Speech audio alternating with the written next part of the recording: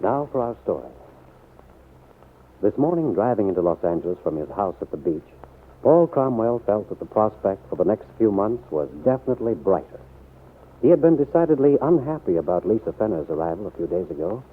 Lisa had descended without warning, bag and baggage, stating simply that her husband Lance had left her, that she could no longer continue dancing under the circumstances. The circumstances being that Mrs. Fenner was expecting a child. Mr. Cromwell had reason to regret a remark he had made in a sentimental moment several months ago when he'd first met Lisa. He had told her never to hesitate to call on him if she needed anything, and she had taken him at his word. But Paul Cromwell felt trapped, surrounded, and a little bit afraid. He didn't know quite how far to trust Lisa. But everything was more promising now that Kit Meade had arrived in Los Angeles. He relaxed in the knowledge that Kit had said she'd handle Mrs. Fenner. She'd take her off his hands. Yes, it was wonderful in more ways than one that Kit was out in California. Driving into town, Mr. Cromwell remembered that Kit herself had brought up the subject of a winter in New York 2 years ago. They'd seen a lot of each other then. Mr. Cromwell remembered and smiled. Paul called for Kit at her hotel.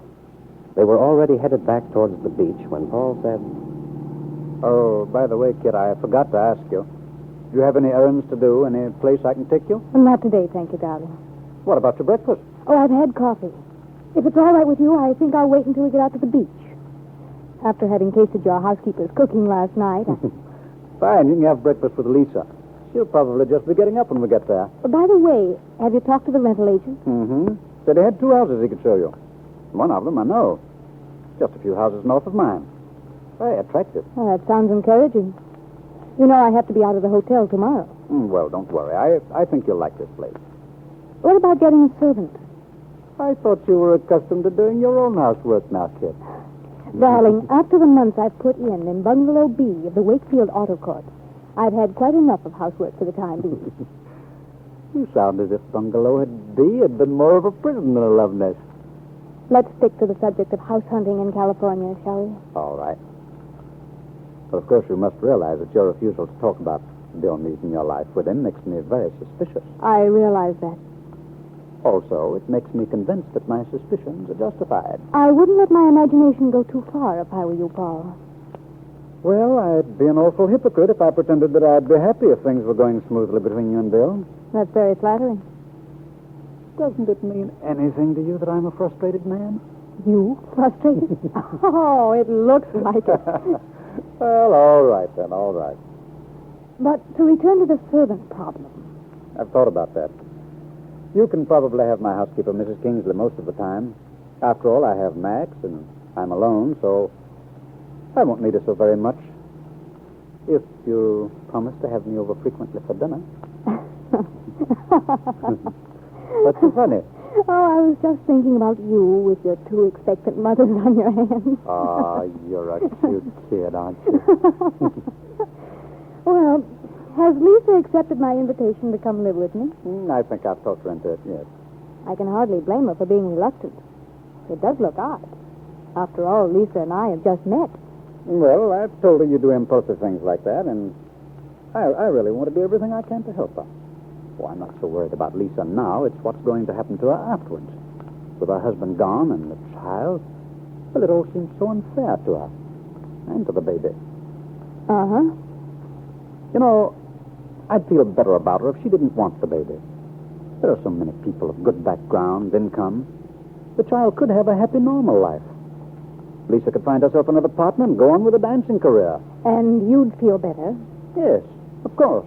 Well, I wouldn't cross that bridge yet if I were you. I think that perhaps Lisa and I can become very good friends. If she'll learn to trust me, a lot of things may be ironed out. I don't know what I'd have done without you, kid. The feeling is mutual, Paul. Being out here without anyone wouldn't be my idea of heaven. That's why I can't figure out why you came out here to have this child. I don't see how you could leave Bill or that he'd let you go. All right, darling, I won't keep you dangling anymore. But you can forget the idea that there's anything wrong between Bill and me. I'll tell you why I don't want anyone to know about the baby, Paul. One day, several weeks ago, I went to Dad's office to tell him the good news. I started out by talking about having a family, You know, the way you build up to something like that. Dad looked very worried, upset. Finally, he told me that since I was thinking along the lines I obviously was, he thought he should tell me about my mother's family. What about your mother's family? Oh, it's just that the medical history of the Bowmans follows a certain pattern. Every so often, there's a child born who isn't as it should be. Yes. Right. That's ghastly. Yes. Yes, it is. And when you found out, you were already... I was. So that's why I'm here. I didn't want to have a child in Wakefield. If something went wrong,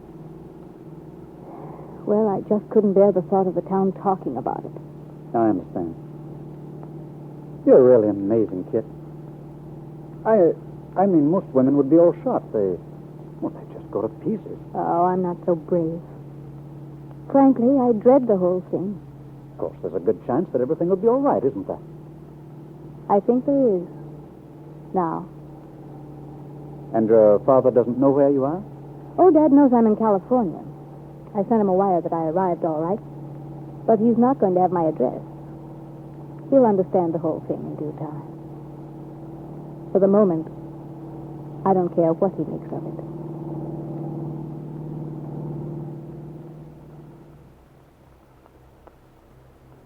And Ben Calvert was making his own conclusions as to his daughter's departure, and Bill Meade's refusal to tell him where Kit was staying. He was quite certain that where Kit had really gone was to Reno to get a divorce he was determined to prevent. This afternoon in Wakefield, Ben was sitting in the coffee shop of the Brown Palace Hotel, an untouched glass of beer before him. Ben's mind was occupied with ways and means. He had to get Kit back, and he had to save his face. A man took the stool next to his at the counter. It was Fred Clark, the station master, notably long-winded, and Ben didn't feel like talking. Howdy, Ben. Hello there, Fred. I saw you sitting over here. How's tricks, Ben? Business good as usual? I can't complain. No, guess you can't. Same can't be said for other folks, eh? Yeah. This is the first day I've had away from the station in months. Been busier than a one-armed paper hanger. Looks like the more the government asks people to stay home, the more folks want to travel. Perversity of human nature, I call it. I guess so. Well, I guess you'll be going out west next. Out west? Yeah. Oh, you mean to join Kit? And Jessie Ward. What are you talking about? Jessie's going up to Wisconsin for a couple of weeks. Then she sure took the long way to get there. Sold her the ticket myself. Round trip to Los Angeles, California and back. What? So you thought she was in Wisconsin? Oh, I guess I just misunderstood Jessie. I didn't pay much attention when she was talking about this trip. For some reason, I just had an idea she was going to Wisconsin, but I'm sure I misunderstood her. Yeah. Looks that way, don't it? Yes, it does.